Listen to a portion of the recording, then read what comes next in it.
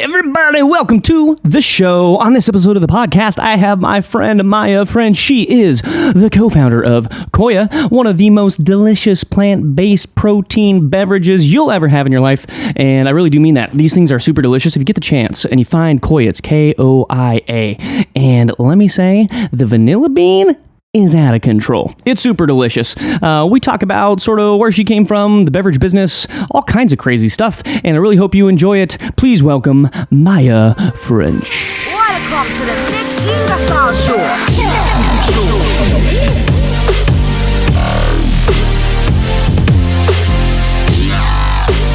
What's up, Maya? How are we? Great, how are you? Pretty good. Thanks for coming on the show. Gnarly intro. Gnarly intro, indeed. You ready to just get out and start dancing or something? How's that intro make you feel? It makes me feel really hype. Yeah. I'm ready. Yeah, we're fist bumping right now. You can't see because this is audio only, but yeah, that's what we're doing. So I have a bunch of questions for you. Mm-hmm.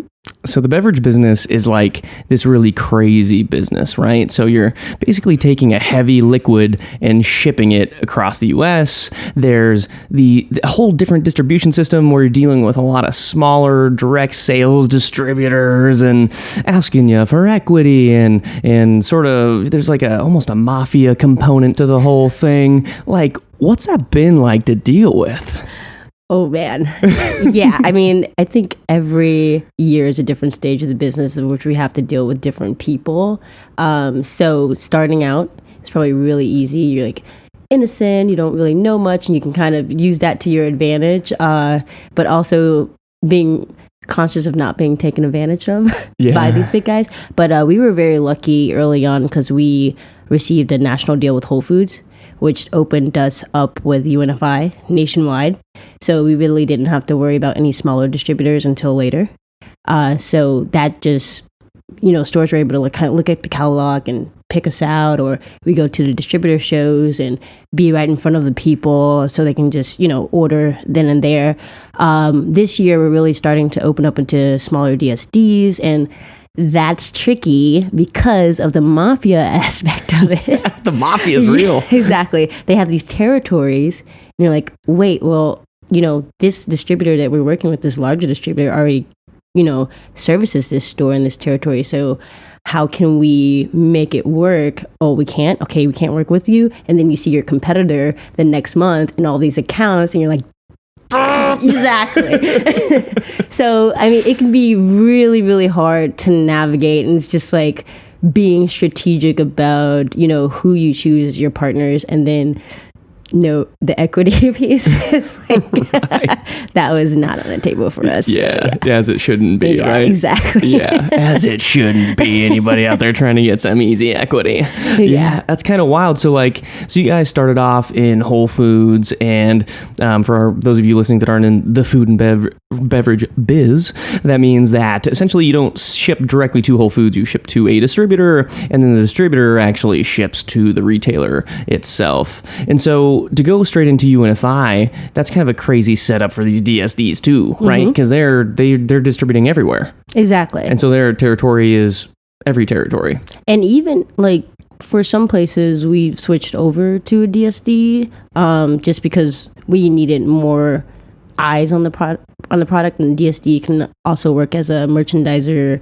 If you have a really close relationship with them, they'll take really good care of your product versus you shipping it to these big distributors and they just kind of leave it on shelf. And you're like, oh God, I can spend extra money for merchandisers and it gets really confusing. Yeah, those guys are almost like glorified trucking companies. Yeah, they are. Yeah, they're just, it's like you give them a bunch of margin, they just ship things in a truck. And it's a monopoly too.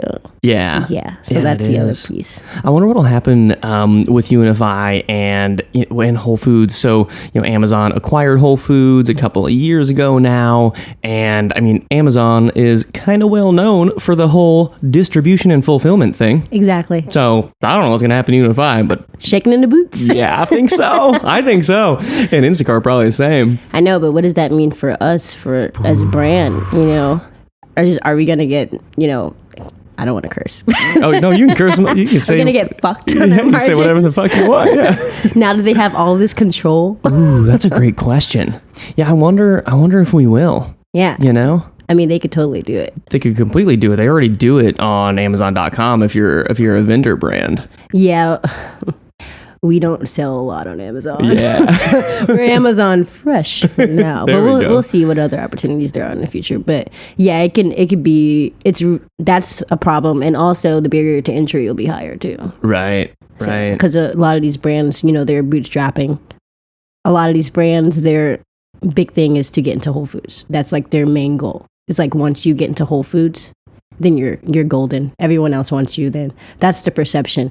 So if these brands are focusing on that and the barrier to entry is much higher, then what's going to happen then? Right. I don't know. Yeah, that is fascinating. And Whole Foods they've always kind of been that, I don't know, that like local forager, like not quite a farmer's market, but we're still cool. You know, to like take the new and innovative and weird brands in. And I hope that never changes, even with the Amazon component. Yeah, I hope that never changes either. I read something really funny today. Well, it's not funny. It's really sad. That I think buyers expect 1% of brands to like make it past a year once they get on the shelf. Whoa. Yeah, I just read that. I don't know if it's, that number is factual, but it seems a little on par, just knowing that, especially in beverage, the amount of cash, startup capital that you have to launch a product. Like, think about everything that goes into production, ingredients, like everything goes into your COGS, especially with us, and refrigerated product shipping. So yeah, it's really hard to sustain past a year. Right. Yeah. And is everything that you guys ship, is that all refrigerated? Mm-hmm. Yeah. Mm-hmm. And so having an all refrigerated supply chain is a whole different cost structure, right? Because, instead of just being able to ship something via FedEx, you got to worry about that thing getting warm. And, if you're shipping pallets and trucks of these things, that dollar amount adds up pretty quick. It does. And of course, there are way more trucks available that ship.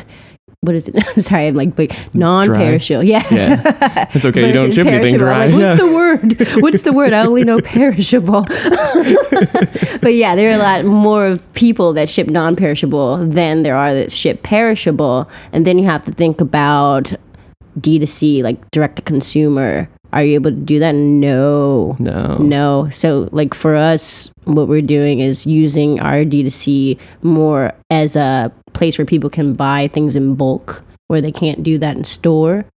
Just appeasing the customers. Interesting. It could be a place where you can offer exclusives, try out maybe a product before it hits the store, see how the consumers react to it, get some feedback. But is it a sales driver for us being a perishable product? No.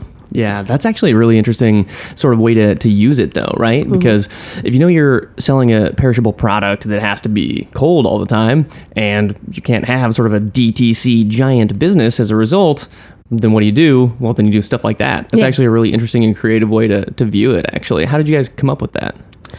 Well, that's a really good question. Out of necessity, obviously. Yeah, out of necessity. Well, we had an opportunity last year where we could begin selling online. And so we were like, okay, well, let's just do it. But, now we have the ability to have subscriptions and have a loyal customer base and, kind of like really build out like a newsletter program, like where we can give, exclusive deals to our loyal customers. And so we saw this entire way that we can kind of build a community online through this little driver. And we're refining it now. Of course, you kind of just push things out, see how it works, and you refine later. But I think it's been going pretty well for us, just as an awareness driver and appeasing those loyal customers, or even customers that are in bumblefuck Minnesota and they have like no health food stores near them, and they really want to order the product. Then they're going to order it online. That's awesome. And so when you guys first got into Whole Foods, what was that like? What was so you have a ton of beverages, you have a ton of snacks, and in any given retail store, any grocery store, you're going to have 5,000 SKUs, something like that, even more. And so like what really hooked them? Like what was the process like talking to the buyer and doing all that? So before we got into Whole Foods, we were in about 40 stores. that was across 2 states, so Chicago and Michigan. And then we actually lived really close to the regional office in Chicago of the whole entire Midwest. Oh, wow. So I went in for a meeting. They allowed us to do a test in 2 stores. I think it was Lincoln, the Kingsbury location, and then the Lincoln Park location. So Lakeview, like Kingsbury is Lincoln Park. So we did that, proved ourselves out, and then were invited for that big meeting, because of course they're really excited about something that's new and innovative, which it was, at the time. You see some competitors now, but we were kind of at the forefront of the nut milk trend. But during that time, it's really funny, we went through a rebrand too. So then again, the skepticism came from Whole Foods. They're like, are you guys ready for us? We need you guys to have all your ducks in a row. Like, you need to have your production facility already lined up for co-manufacturing. The self-manufacturing is no more. Like, you can't do that anymore. You need to have a shelf life that's like past 30 days. We only had a 30-day shelf life. Like, we had all these things that we were getting away with. And when you get to Whole Foods, you really have to have all of your ducks in a row. You have to have funding. You have to be prepared for whatever deal they're gonna give you. So we actually had stopped selling in all of our other stores at the beginning of 2016. It kind of just went back to the drawing board. We formulated, changed our processing method to get a longer shelf life. We rebranded. That's when we came up with Koia, because we were Raw Nature 5 before. And yeah, we presented to Whole Foods. They were super impressed. They gave us a national deal, which is amazing. It never happens. And then it's like, yay! But then it gets like, oh fuck, we were going from 40 to 400 stores overnight.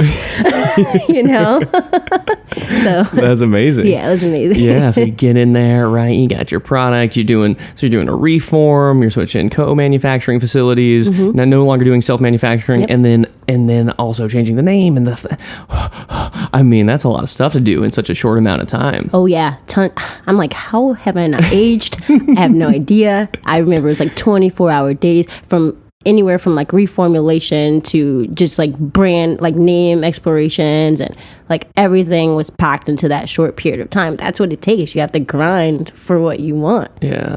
There's no cutting corners when it comes to that. Like, this is the big time, Yeah.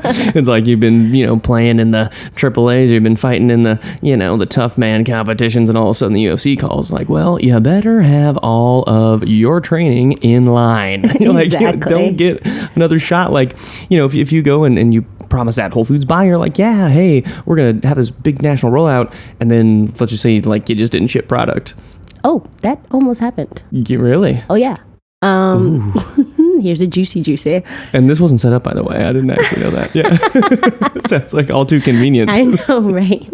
So yeah, you only get one chance. And so we had actually like picked up everything and moved to LA, and wanted to be really close to our co-manufacturing facility. Thank God we did. Thank God we had ordered materials enough for 2 runs, and not just one, because we went in to check one day just right before it was supposed to ship nationwide, and we found one box spoiled. Started checking all the other boxes. The entire production run spoiled. Oh, it could not ship. Oh yeah. Dude, what? Yes, my stomach was in my ass. Oh my God, I can't even imagine. It's like the worst. It's like all of your dreams are just flushed down the toilet. Done. So we called in a favor. Like, oh my God, like, here's our situation, like, or else we're out of business. They let us slide in for like an emergency run. We had to, and it was like something as little as like missing a kill step that we didn't have before, because when you're scaling, things change, of course. Wow. So, fix that, shipped it. We were good to go. Landed it at the store. I know. And here we are. I mean, so we could have, the problem with that was when we shipped, we were a little bit late, so we didn't hit all the stores at once, so that we had to like kind of catch up with the out of stocks, and I'm sorry, not the voids. Yeah. That was tough. It was like 3 months of like chasing our tails, trying to fill the voids that we missed on that first shipment. So nothing was perfect. We had everything and we had our dreams there. And then it was just like, here comes the downward spiral that always happens when you have, you know, everything happens great. And you're like, okay, when's shit gonna hit the fan? I know it. Yep, and then it was just hitting the fan. Exactly. Wow, that is so wild. And the voids, again, basically means that your product just isn't on shelf in a place that it should be on shelf. Exactly. And did you go around and say, okay, now we're just going to go into sort of every individual retail location and just talk to the buyer and get it on shelf? Like, how did you solve that problem of stores that should have product not having it after the initial delayed shipment? Well, that's pretty tough, right? You can't do it on your own. Yeah. And it was only 3 of us. Literally 3 of us like working for the company at that time. So we had to hire merchandisers.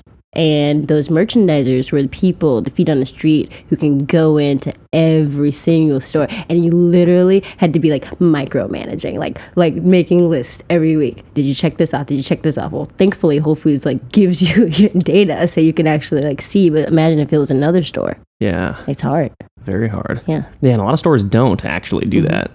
Yeah, a lot of stores, they don't give you the data to look at. Exactly. You have to pay like thousands and thousands. Insanity. Yeah. Well, it's another one of those barriers, like you were saying, right? Like once you hit the big leagues, you got to have all your ducks in a row. You have to have the funding and all those things. And one of those reasons that you need at least the funding component is that, well, if you want to know what stores you're selling in or how much you're selling, you have to buy data packages, and they're very expensive. Very expensive. Yeah. It's almost not fair. Yeah, you might say it's built for giant multi-billion-dollar multinational corporations for some reason, you know? Now you see why only 1% survived that first year, because you're like, oh my God, I just thought that you throw the product on the shelf and it's there, right? And it sells because people like it and it looks cool. But it's food, Maya. Should be fine. Yeah. Everybody needs that. Nope. Not quite that easy. Yeah. And so now you're getting into the DSD thing. And so DSDs, are they primarily, you know, they're going into like convenience stores and that sort of thing? Yeah, they're hitting all those up and down mom and pop accounts for you that the big guys won't really touch because, you know, they work with minimums that the little guys can't, you know, afford. So it's like, how do you reach Danny's little local market? The DSD, those are the guys. Yeah. And they'll actually go in there and put your signs up and displays and things. And have you experienced yet any of this sort of like, you know, beverage industry knife fight stuff where like people are ripping your signs down and peeling your stickers off coolers and like all this insane shit? I cannot recall that being done to us, but it's so funny. I literally went into a store the other day to Whole Foods actually. Oh wait, no, we have had it. Yeah.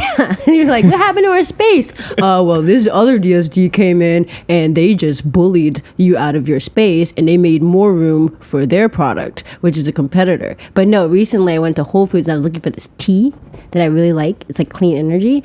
And they were like, oh, well, it should be in a cold cooler, but now it's on the dry shelf. Oh, but their competitor was just in here earlier this week moving stuff around. Dirty. So it makes sense. I was like, oh, that's wrong.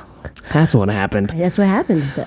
Wow. Yeah, and it happens actually in the snack part of the business too, but especially in DSD and in convenience, like there's just this culture going in there and ripping people's shit down. That's rude. It's crazy. Yeah, I know the larger stores are cracking down on that. It's probably why they don't want them in the store that much. Makes sense. They know they're messing up. So that's why they have like these planograms. Yeah.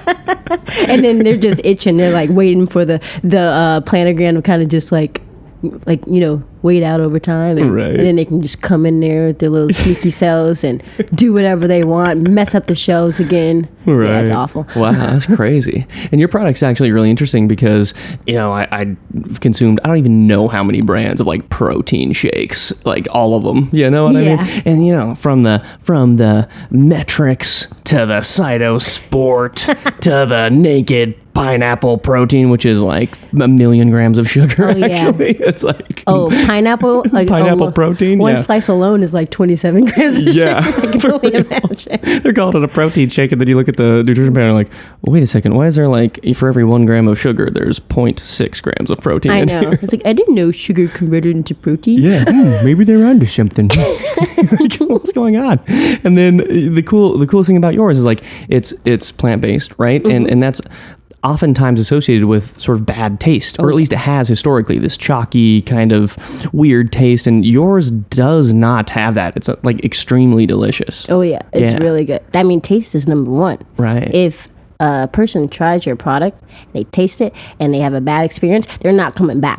You get that initial sale, and that's it. No repeat customers. So that's why taste is always number one. Yeah. And did you when you're thinking about the taste element of it, how did you think about the formulation of that? Was it, these are the flavors that are popular now, these are the ones that we've tried and tested and we think are good? Did you try it on consumers? And like, how did you come up with those flavors and then formulate them? Because like I said, they actually taste really, really good. Yeah. I mean, it's a little bit of, let's start off with the basics, the vanilla and the chocolate. Let's make the chocolate really like rich, like a cacao powder. So once we had those, we were very fortunate to have really good relationships with the smaller mom and pop shops that would allow us to go in and demo the product, even when we were in the middle of formulation, and just like try it out, and consumers get their feedback. We go back to our little commercial kitchen and reformulate according to like what the masses thought. We were like, okay, it's a little bitter. Okay, so like let's make it a little lighter and a little just like sweeter on the taste. Just kind of adjusting. I think that's the beauty of having a small business and a startup, because once you get bigger, it's really hard to like go back and reformulate and adjust like every week. So we did that until we felt like we had a really, really great flavor that was like selling out like crazy. And then when it came to extensions, it's like, well, what pairs well with almond milk? So before we had a pumpkin, we had a chai, kind of looking at even like, what drinks are Starbucks coming out with, like, and then again, the same process, going into the stores, demoing the product, and getting feedback and adjusting accordingly. Right. And so you do all that in the early stage, and that way, by the time that Whole Foods does come a knocking, you're like, yeah, no problem. Yep, we got it. We're good to go. Nailed it. Check out this vanilla bean protein shake. What's up? And so now you have a keto line of products. And so keto's all the hotness at the current moment. A lot of people don't even know what that is, actually. I was looking at Google Trends the other day and Googling keto and just like other words people are searching for. Yes. And they're like, is pasta keto? And like, no. Or chips keto? Are they carbs? Yeah, exactly. It's like, obviously no, and people have no idea. But I feel like it just shows you that the word keto is so sexy right now that people are just trying to find anything that says keto. They're trying to find it. How has that product launch been for you guys? Actually, when did you launch that? Was this year? Yeah, we actually launched a product at the beginning of this year, like January. Started off fresh, new year, new you. New you. So it's been amazing for us. The Trojan horse into mass markets, mass retailers like Walmart and Costco. They all want it. Like that's all their customers are talking about, the buzz of keto. So if you have a keto product and it tastes amazing, they're like, we want it. And then they're like, oh wait, you have other products that taste good? Okay, we'll take those too. So it's like 95% incremental sales for us. It did not cannibalize the core line, which is amazing, because that's always a concern. That was going to be my next question, actually. Yeah, look at you. Yeah, that was my next question. Oftentimes when people introduce new lines of products or new flavors, they're like, oh, is this going to cannibalize the current sales that we're experiencing, whatever it is?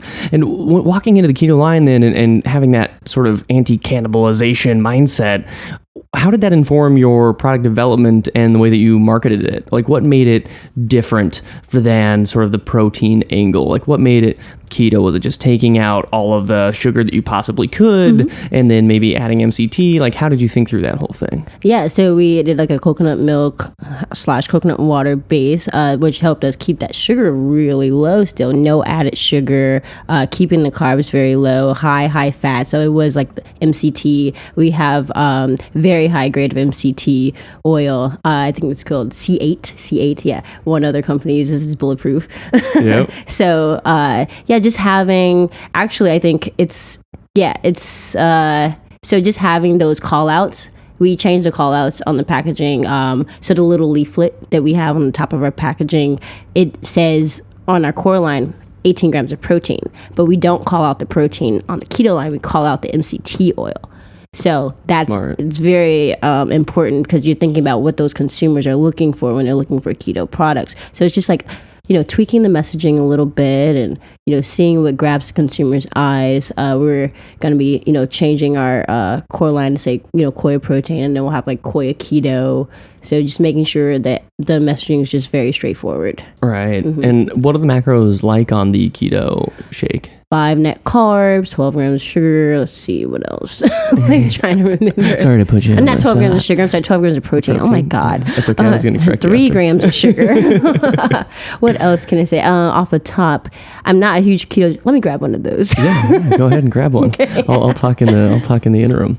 Yeah, keto's an interesting thing. I was on a really strict ketogenic diet for a while, like 2 years, and it's actually really difficult to find quality ketogenic anything, especially beverages and things like that. I feel like, I don't know, and maybe you're hitting the market at the right time and being in January, it's actually really hard to find things like this. It is, and actually, the beauty of this product is an indulgent solution for those who are on a keto diet. So when you're on a keto diet, of course, you have to get rid of all of your, sweet indulgences, your guilty pleasures, and kind of just be on a sugar-free diet. Right. But here you're holding the chocolate brownie, which actually tastes like brownies. Ooh. So no more of those. Oh, I'm craving it, and I'm gonna get out of ketosis if I eat a freaking brownie. No, grab your Koia keto. It'll hold you over. That was like my life on the strict ketogenic diet, right? It's like, I need some monk fruit. Where's the monk fruit? I know. It's like, I need to find something. We want to make it easier for you to, stick to your goals. Yeah, that's awesome. And so where are you selling the keto one now? So we're in Walmart. So we just got off exclusive with Whole Foods. It was like hitting the ground running, and we were in, I think it only took us 1 month to get in over 2,000 accounts with this one. Dang. Yep. So yeah, anywhere from, who else just took it? I know Alfalfa is in Boulder. I know I was just there. That's why I said that. Shout out to Alfalfa's in Boulder. Hey, y'all. Whole Foods, of course. Erewhon just picked it up, which is huge. That's great. Yeah. I feel like Erewhon's like the new Whole Foods. Oh yeah, but they're better. No, I'm just joking. They're the healthiest grocery store on earth, and also the most expensive grocery store.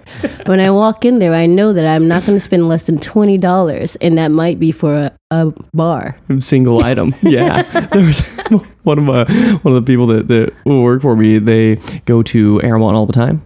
And they walked in the other day and they had this thing of strawberries, like a normal tiny little plastic thing of strawberries. And she's like, you know how much this was? I was like, how much? She's like, $18. Why did you do that? Organic. Of from course. The region of. Yeah, exactly. From the Burgundy region of France, you know. But it's so good. It's literally everything is so tasty. So you don't feel that bad. Right. It's just especially their hot bar. Oh my God. Well, the hot bar's out of control.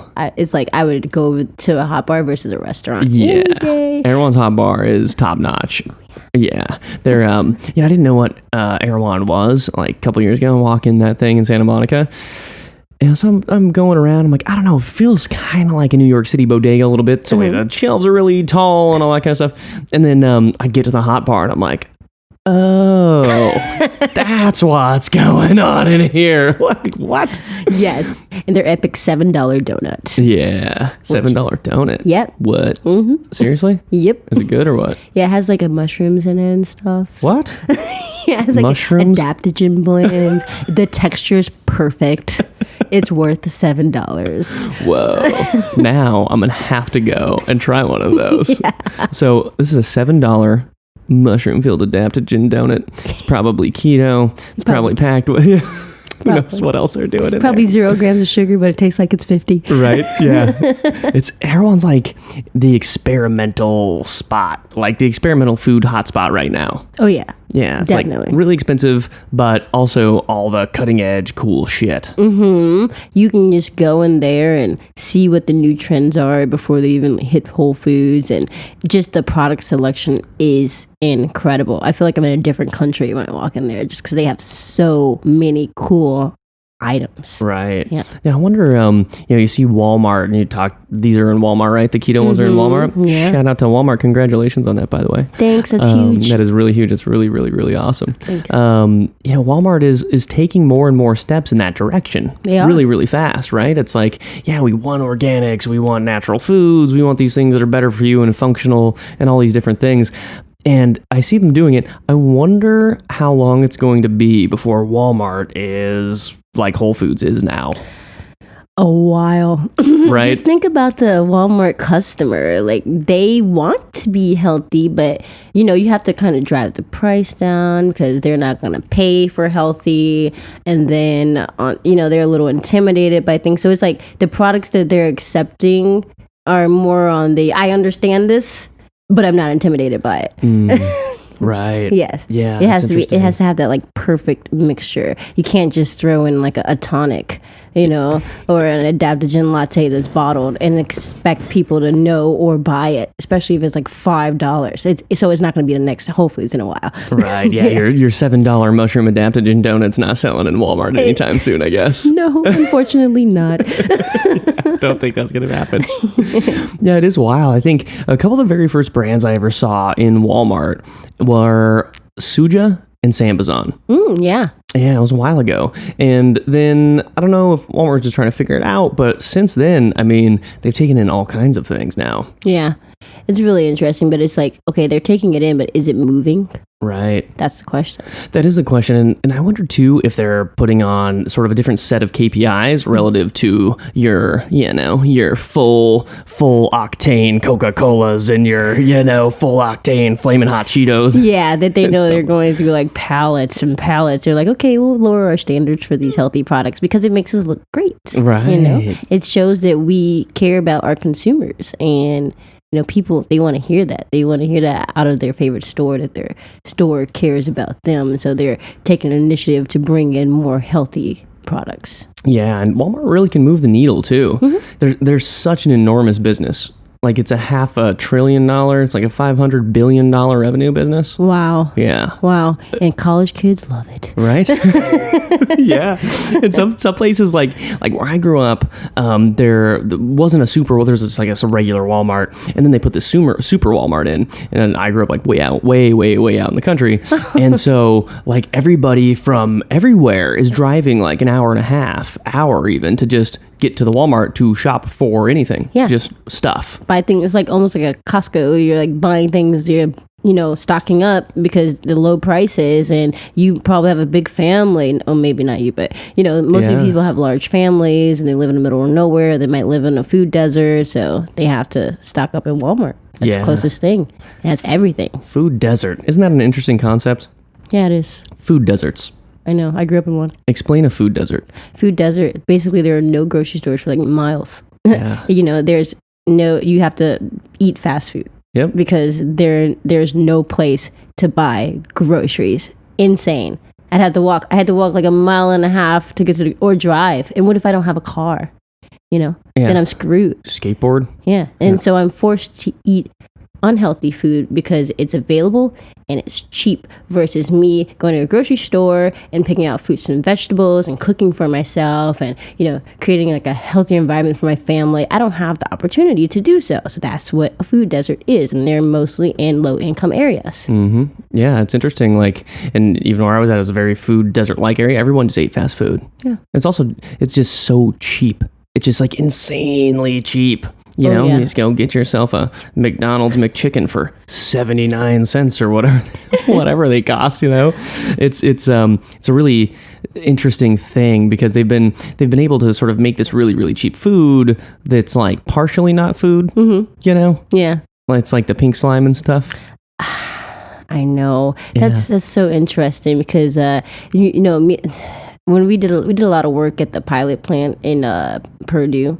So that's Indiana, and there are a lot of homesteaders there, and they are pro this type of like GMO food, because they say, when we exhaust all of our resources, like what are we going to have? We're going to need to create genetically modified food. But on the other end, it's like if we kind of take action early, then we won't have to go into this. And we don't know the long-term effects of this type of food either. We just know like right now, like people are getting cancer and such, but there are also other free radicals and things that are causing that. So there's this huge argument of like, are we pro GMO, or do we need to take action now and kind of prevent that from happening in the future? Yeah, the GMO subject is really a really fascinating one too. It's so you have like the Bill and Melinda Gates Foundation that are very, very pro GMO, and in places that are not America, right, where they don't have a sort of a constant and stable agricultural food supply, GMOs can actually feed lots of people and prevent them from starving to death, right? Yes, exactly. And then simultaneously in the U.S., it's like, yeah, but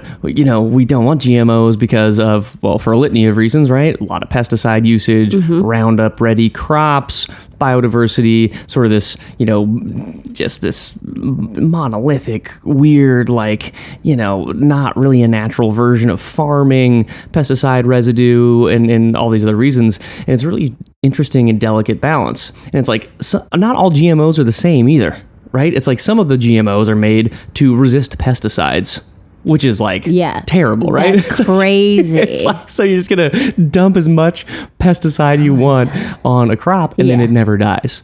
That's not scary. good. But then if you GMO like a tomato, so it lasts like 5 days longer from splicing it with a gene from a mango, it's like, okay, well, that's okay. That's probably fine. Yeah. Yeah. Just as long as you're not like putting a bunch of like weird chemicals and stuff on it, right? Yeah. Yeah. I mean, I'm sure they'll figure out, better solutions for feeding the masses in the future, like better farming solutions. But yeah, totally not down with the Monsanto thing, and it's a huge argument with those guys. Yeah, it's interesting, right? And a lot of food science programs are funded by Monsanto and the like. Dow Chemical and the rest of them. Have you ever taken the drive from, we're in Los Angeles now. Have you ever driven up like through the Central Valley, through Fresno and stuff? Oh, where the farms are, where the cows are just like on top of each other and like just laying in their own. Yeah. Or even by like the orange farms. There's all these billboards, and all the billboards are for GMO seeds. Oh, really? Yeah, it's wild. Wow. Yeah, because all farmers out there. Yeah. And so you're driving by, and these billboards, instead of it being, Coca-Cola or whatever new movie coming out, instead of that, it's like, G47B Roundup seed or whatever, like double your crop this year. That's the audience. Yeah. I was looking at all this, I'm like, whoa, this is so crazy. I know, and it's really hard for farmers to switch over to organic too. Very difficult. Yeah, it's like, they're kind of being, ruled by these bigger corporations, and then the amount of years and like startup capital it takes to like switch over your farm to organic, it just doesn't make sense. Yeah. So we're almost stuck. We're just stuck in this rut. Yeah, it's kind of tough, especially when you're a farmer, right? Because the margins are tight already. Like when you're farming, you're not killing the game. No. Like it's a tough business. You're dealing with weather. You're dealing with like, just a bunch of wild pigs coming and eating all of your almonds. Bugs, everything can ruin your crop. It's like everything is left to chance with these farmers. I feel so bad for them. Yeah, it's a wild business. And then if you want to switch your farm from being conventional to being organic, you have to go through a transitional period, which is anywhere from like 3 to 7 years, I think, right? And you're redoing the soil and all the stuff. And meanwhile, you're burning cash trying to convert it in hopes that you can figure out the way to farm organically. Because what you're doing before, you can't do anymore. Yeah. So it's a really, really crazy and tricky thing for those farmers, I think. It's a deadly cycle. That's why the big guys are the only ones that can really afford to have the organic farms. Like little guys, there's no hope for them. Right. Yeah, it's really sad. Wow, that's so fascinating. Yeah. That's super fascinating. It is. You ever want to have your own little farm? If I could have animals. Yeah, you can have sheep and buffalo and... I just want the farm for the animals. Chickens. Yeah. 25 dogs. Maybe a coyote. Yeah. But I can't keep a plant alive to save my life. Oh no. Well, if you have enough of them, you just get some sprinklers. Right. Yeah. That's right. Just turn the sprinklers on. Or live in Seattle. Yeah. Live somewhere where it just rains all the time. If you could have a farm and you can have animals on the farm, like what animals would you choose? Like what would be your top 3, your starting team? Pigs, goats. Goats are really cute. Yeah. The pigs are really smart. And then, the little dwarf goats. Those are the best ones. The small ones. Those are sick. Yeah, and then probably a horse or something. Yeah. Just to ride around. Something right around. Yeah, the zombie apocalypse, I have a horse. Yeah. He gets me around point A to point B. You can have a sword. You know? Gotta have a sword. Keep the pigs in check. Yep. What are you doing over there? I heard sheep before. It's pretty hard. Sheep? Yeah. So I think I'm pretty equipped to be a farmer. Yeah. There you go. Yeah, sheep are crazy. I grew up across from a field full of sheep. Oh, you did? Oh yeah, I was shaving them in the summers and selling the wool and the whole thing. Yeah, and sheep, they don't have souls for sure. Yeah. They're assholes. Yeah, totally. They don't care about you at all. I know, it's so funny. Yeah. It hurts my heart. I was know, like, right? move. And they're like, why are you talking to me? Yeah. And that's Do you have food? I know exactly. Leave. Yeah, it's like, sheep are very apparent about the way they feel about you too. They're not sugarcoating shit, you know? They sheepish. Yeah, that might be, wow, sheepish. That is exactly where that comes from. It has to be. It has to be. I know, right? Yeah. Hilarious. Yeah, I prefer to have just like sheep dogs. I think that would be better. Oh, yeah. Yeah. That'd be cool. You have any pets? No. No time. I travel too much now. Same. Yeah. Same. I really want dogs, but I just can't do it. I could see you with like a husky. Yeah. Yeah. Get a husky and a Doberman. Yeah. Yeah, that's a move. That's cool. That's awesome. So what other kind of stuff are you doing besides like obviously running a awesome, tasty, delicious, healthy, successful beverage brand? Yeah. My social life is beverage industry. Boom. But I love it. I get to, travel and speak to cool people. I get to meet so many cool people. Like I'm always fangirling. I'm like, I can't believe I met this person and they actually want to talk to me. And then, I'm a huge outdoor enthusiast now. Ever since I moved to California, I just like dip my feet in the water and now I'm like, okay, where's the next trail? Like what's the next extreme sport that I could try out? I just like love the great outdoors. So I'm always going on like fun little trips. I did Yosemite, of course in Boulder. I was there doing some hikes and went That's to Oregon. Awesome. So you're hitting all the national parks and stuff now. Yeah. And so you're new to the outdoors. Yes. Oh, I love it. 3 years new. 3 years, a real vet. Yeah. That's awesome. Yes. Yeah, I go backpacking and stuff all the time and hunting and whatnot. So That's cool. What campsite were you at in Yosemite? Like what parts did you go? Oh man, which one? So we did the Mist Trail. We were near like Glacier Point, but we didn't make it all the way up there. So like Half Dome, I think that hike. And then we were, it was a really good time of the year because that's when all the waterfalls are like at their peak. And it was just like, well, if you come here in 2 weeks, they won't be here. So we did a lot of those cool hikes and got some great photos. I love like photography, so I take nature photos all the time. And we stayed out there. I think it was just like a 2-day trip. And, with some friends who actually got engaged at Yosemite. Whoa. Yeah. When you were cool. there? No, before. But they were like, we want to go back. Yeah. So nostalgic.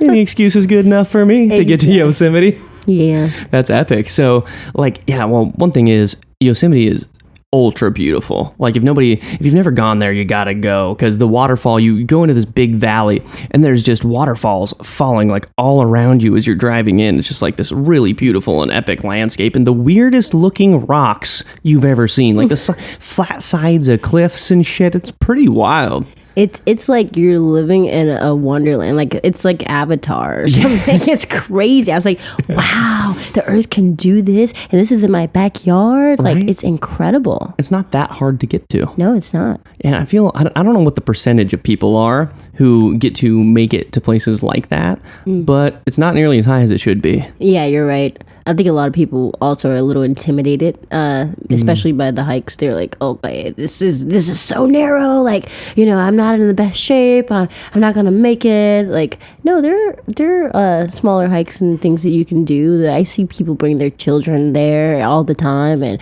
the older people, younger people of all ages and all backgrounds. It's just, taking that leap and just doing it and not overthinking it.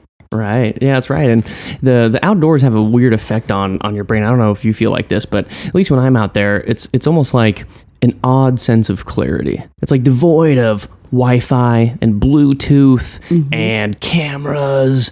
And I mean, maybe you're taking a picture of yourself on a rock. Yeah, no, but my feet dangling off a rock. Look how close I am to the edge. No, picture didn't count. But like, you don't have like all this other external stuff. It's just not a lot of traffic and honking and people yelling, and it just provides you some additional mental clarity. Like, is that something that you get out of that experience? What sort of drew you to the outdoors? Yeah, definitely just a chance to disconnect from all the hustle and bustle of the city, have that mental clarity. And also, I think people are just much happier when they're on the trail. You see people, they're just smiling. They want to like say hi to you. And you're like, whoa, you're not like this in the city. It's just like a really great liberating feeling. And just to be like one with the earth. There's a such thing as like forest bathing. When people like go into the forest or to reignite creativity. And you just, when you leave, you just feel so much better. And you're ready to just take on the world. And you probably just like crush a crazy hike that you didn't think you could do. And you feel like, oh my, I just like crushed this goal. I'm ready to crush more goals. Like nothing can be as hard as what I just did. It's just like so many thoughts and amazing feelings are going through your mind. Wow, that's awesome. Did you stay in a tent out there? I made a makeshift tent. It's really funny. So we have some friends who actually live in Yosemite because they work there, so they have like campuses. So we stayed there, but I was really allergic to their dog that they had, so I like went out into the truck and like made a makeshift. It had a like a little sunroof, so I could see the trees and stuff. It was real cool. It was real peaceful. That is hilarious. Yeah. But that was a rude discovery. You're like, oh yeah, I'm gonna stay in this little thing, and then you're just like eyes are closed, sneezing. Yeah, I was like, oh, I have asthma too, so it was like throat's closed. EpiPen. I had to get outside in the fresh air. Whoa, that's wild. Did you have you seen any animals yet out hiking? Those little freaking squirrels all over the place. I haven't seen any like epic animals. Yeah. I mean, what, a coyote here and there. I see a coyote. But I see those in the streets in London, so it's like no big deal. Yeah, no, those are foxes. Yeah, the same thing. Yeah, similar enough. Some little trash animals here and there, but nothing really cool. I probably would freak out if I saw like a mountain lion or something. You probably should though. Yeah. You probably should freak out if you see a mountain lion. A bear. Or a bear, yeah. Yeah, which I used to think were really friendly until I like went down the deep dark web and saw what the real. I was like, oh my god. Some of my favorite videos. Bear attack videos. Guilty pleasure. Yep, that's right. Yeah, I watch a lot of like animal attack videos. Yeah. Just to prepare yourself. Just because it's like, it's just because like that's what nature does. Yeah. Like it's Yogi Bear. Not real. No. Boo-boo. Also, not real. Yeah, false advertisement. Yeah, That's real. what I thought bears were. Right? They're cute and cuddly, and they like, eat peanut butter and jelly and shit. Yeah, and honey. Occasionally, they eat humans. Survival of the fittest. That's right. Yeah, there was this giant bear that I came upon in June this year. I was backpacking in Seattle, and it was the biggest bear I've ever seen in my life. The thing was enormous. It was a huge male bear just by himself. Yeah, it was crazy. Unfortunately, he didn't want anything to do with us. I had my sidearm, fortunately, so I felt fine. But yeah, he was. You also don't realize how athletic they are, because the bears, they're kind of moping about. Like I see this bear, and he's maybe 30 yards away or something like that, and he's doop doop doop doop doop, just like hanging out, just kind of whimsically falling through the grass in the forest, and then he sees this log, and then he just fucking leaps like a cat would leap, just onto the log so fast. This like 500-600 pound animal. And I was just like, oh, That's the thing to be afraid of. Yeah, oh yeah. I heard the females are more dangerous. Yeah, it depends. There's essentially two types of bears that you don't want to really run into. One is a predatory male bear, and the other one is a female with the cubs. Oh, yeah. Yeah, because what bears also do, and the reason the females are so protective over the cubs, is after they're done hibernating, the first thing that especially grizzly bears do is they go searching for the female bears to go eat their cubs. Oh, yeah, I heard of that. That's so sick. That's crazy, right? Oh, my God. Yeah, bears are default cannibals. They just, oh, my God, it's so weird. It's so wild. Yeah, so the females gotta like defend the cubs, and so if they come upon a human, that they obviously don't know that you don't want to also eat the cubs, and so they're ready to go. Have you ever heard bear? Yeah, right. I've never eaten bear actually. Yeah, bears are wild. That's awesome. It's a rare thing that people don't grow up with the outdoors and then they discover it, which is like really, really cool to hear actually. Yeah, I grew up in the concrete jungle. Super intimidated by the great outdoors. It was like, oh my God, there's a leaf on me. Oh my God, there's a bug. Just like freaking out at everything. But you kind of just like get your feet wet, and then you're like, oh, this isn't that bad after all. Actually, oh wow, this is liberating. This is great. Why haven't I done this my entire life? Right. And it just helps you, I think, overcome other things in life. It's a mindset. It's a mind shift. So yeah, a lot of people think about most like people who live up in urban environments. They're very afraid to get out into nature and just enjoy what the good earth has to give to us. Right. Which is insane. And that's probably why people don't really care about the environment too. Because they just don't. Interesting. That's actually a great point. Yeah. Yeah, because if you do grow up in the concrete jungle, you're used to, the garbage man coming every Sunday or whatever, and there's trash in the streets and shit everywhere all the time. And in nature, like, there's no one to go clean up your mess. Exactly. It's like you have to respect nature too. And these people, they don't respect it because they don't feel a part of it. They just feel like maybe it's an inconvenience. Oh, well, maybe we need to build on this land. Right. It's just it's a different perspective. So thankfully there's a lot of talk right now, climate change and sustainability, and everybody's jumping on the bandwagon as they like to do. So maybe we'll see some change in the future. I hope so. We need to get more people out into the forest for sure. Oh yeah, how can we do that? I don't know, but we gotta figure out something. We gotta start like a nonprofit called Get People Out in the Forest. Right, get in the forest, bitch. That's what it's called. Get in the forest, bitch. It's an initiative to help people care more about the environment therefore create a healthier world to live in. I do feel like there is a need for that, though. I really do. I feel like people would want to do it too. They would. Yeah. And so, where did you grow up? What neighborhood did you grow up in? South side of Chicago. South side of Chicago. Yep. And how different is that from LA? Oh my God, totally. It's very segregated. Very like I said, food desert. Everybody's just trying to survive. Some people don't even make it out because they're too intimidated to step outside of their neighborhood because they feel like they don't belong anywhere else. And then here in LA, everybody's just like, no one cares about what race you are. It's more of like a class system here. For sure. But, everybody's just like integrated, living together. It's very calm. It's not a lot of noise out in the street, which I love. I'm like, oh my God, I'm so used to hearing sirens all the time. Even when I lived downtown Chicago, it was like always sirens. Like someone's always getting hurt. Someone's always getting shot. And like here, it's like, it literally is La La Land. Yeah. It's like unreal. Yeah. It's to me, one of the best places to live in the United States. Yeah, LA is, it's interesting because I think a lot of people don't know what LA is. They're like, oh, LA, and they think of smog, or they think of Hollywood, or think of something.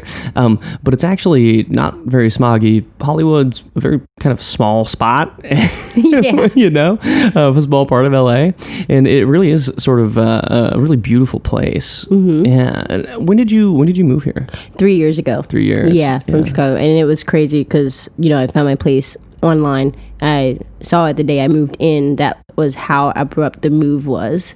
So it was kind of like taking a leap of faith and seeing like, well, if it doesn't work out, it doesn't work out. But this is my first time really moving away from home. So I'm just going to insert myself into a new environment, see how it goes. And it has turned out great. I love that. That's sick. Yeah. And so what prompted the move to LA? Was it for the business? Yeah, definitely. Wanted to be close to the co-manufacturer because, of course. Yeah. After that first production, that'll do it right there. Oh, yeah. And do you think, and I moved to LA for the same reason from San Diego before. I feel like the bigger cities like this, or certain hubs that kind of have the talent and, for lack of a better term, kind of the societal steam of some kind that helps businesses grow. Have you found that in LA? Like, I feel like the startup culture here is pretty alive and well. Oh yeah, definitely. You're running around and like, oh, why does anyone have a job? Why is everybody out? But yeah, it's super easy to find talent here because everybody's like creative. Everybody's like into health food, or definitely a large food scene here, especially on the west side, like Santa Monica, Venice. So that's really helpful just to have those resources and people you can go to and not feel alone. Versus in Chicago, very, very like maybe only like there was maybe a couple of other food startups back then. So not really anyone that you can call on if you need help or advice or a contact. So yeah, here it's like find your tribe, run with it. You have all the resources. The weather's always great. Everybody's like hardworking, but they're also really relaxed. Yeah, that's an interesting dichotomy too. The hardworking but relaxed thing. Yeah. Yeah, it's like, somebody who grows up in maybe a harsher environment, at least like I did, and I'm sure you did. Yeah. People aren't very relaxed. No, they're not. Yeah. No, not at all. That's what's wonderful about that. You can kind of like show up to the office in sweatpants if you want to, and nobody's going to like, take it too seriously and be like, oh, well, you need to put on a suit and be like super stuffy. And no, we're just like, relax. Like, we want you to feel comfortable and be in the best mindset so you can be creative and most productive. And yeah, that's great. Right. Yeah, I remember we had these interns and they all had flip-flops on and shorts, and this is a while back, and this dude walks in. I can't remember what city it was from, but one of those like more East Coast, maybe it was Cleveland or maybe it was, Pittsburgh or something. And he walks in this full suit, and he walks into the office with his briefcase and stuff, and he looks around at everybody, and he's like, oh, so this is what California is like. He's like, it's a lot of place. You allow them to wear sandals and flip-flops in the thing? Nothing like looking like an asshole in your suit. Right? Seriously, yeah. I don't think I could function in like the in fact, I am sure I could not function in the totally suited up life. No. It'd be rough, right? Yeah, it's too rough. You just like it just changes your whole entire dynamic, and it makes you just like this PC asshole.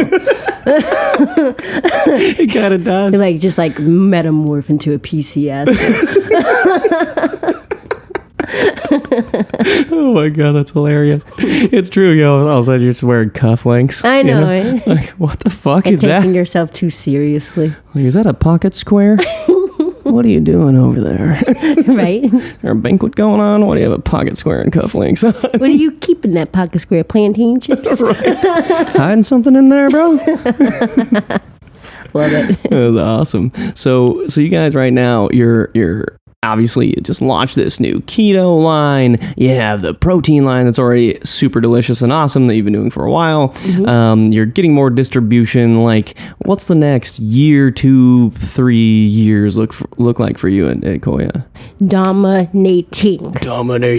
Yes, world domination. Actually, our mission is to spread plant-based nutrition to the masses. Boom. Yeah, that food desert thing kind of hits home. It's like, how can we have products like, Koia in grocery stores? How can we pave the way for other healthy products to be in these like convenience stores and the smaller stores where, that are in food deserts and have like, cheap crap? It's like, how can we provide a better option at a affordable price and give you the nutrition that actually tastes good and you're not compromising on anything? So that's our goal, like world domination. That is awesome. And there's a bunch of very easy enemies for you to go after, I feel like, even in like the faking like they're better for you protein space. Oh yeah. Yeah, there's a lot of targets on a lot of backs right now, I feel like. Oh yeah. Yeah. Yeah. And you know what? I think the thing I love most about this industry, we can be We could be a little catty, but all of us are pretty much going after the big guys. We're not really going after each other. Yeah, exactly. We're all working towards the same goal, and that's to kick them out and put us in. That's right. Yeah, that's right. And that actually is a great point. Like within the natural food space, you're competing maybe with your direct competitors in the natural food space, but really you're competing against the big guys and the incumbents and, those multi-billion-dollar CPG organizations. Like that's who we're really going after as a unit. Exactly. We're a little natural food army. Right? It's true. Natural foods militia. I love it. Yeah. So where can they find more about Koia and yourself? Is it just Drink Koia? Yes. Okay. So Nailed it. Koia is how you spell Koia. So drink Koia, drinkkoia.com, Facebook group. We got a really cool secret group if you're really into it. Ooh. I'm going to join the secret Facebook group. Let's do it. You don't know what you might find there. Right? Maybe some new recipes, maybe some secret product launches in the future. Oh, yeah. Who knows what's in there? Who knows? That's awesome. And what about your personal Instagram? Where can they follow you? Yes, I am Maya J. French. So MAYA French like the language. Maya J. French on Instagram. Drink Koia. You should drink it if you don't already. It really is really, really delicious. And I'm not saying that just because you're within striking distance of me. So go check it out. And thanks so much for being on the show. This is awesome. Thank you so much, Nick, for having me. Woo! Yeah! Thank you all for listening to the show. As always, if you haven't done so already, please press the subscribe button. Hey, you're already in the app anyway, right? So double tap on those AirPods or whatever you got in your ears and subscribe to the show. Don't be shy. Leave a rating and review. And if you want, slide into my DMs on the gram at INGERSOLLNIK, at Ingersoll NIK on the gram or any of your other favorite social media platforms, and let me know what you'd like me to cover in the show, what you like, what you don't like, all those sorts of things. And I do really appreciate all of you that are listening to my voice right now. I don't know why I just decided to go into the silky radio voice guy mode. But anyway, I will not bore you with any more of this outro. Hope you enjoyed this episode, and until next time, I'll chat at you then. Peace.